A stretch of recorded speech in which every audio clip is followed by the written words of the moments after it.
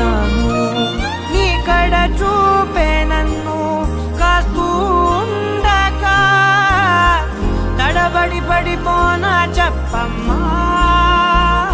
మరి మరి నన్ను రిపెముగా చూస్తూ ఉంటే చాలమ్మా.